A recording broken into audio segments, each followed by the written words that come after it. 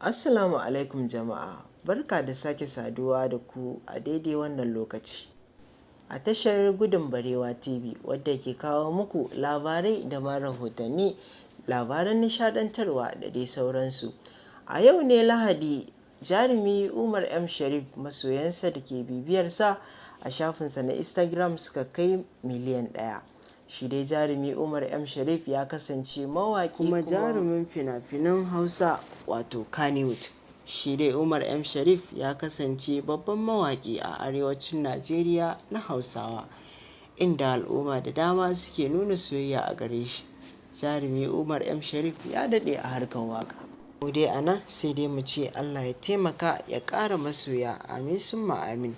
Kar ku manta ku danna subscribe sannan ku danna ƙararrawa don sanar da ku a duk lokacin da muka saka wani sabon shiri. Mun gode.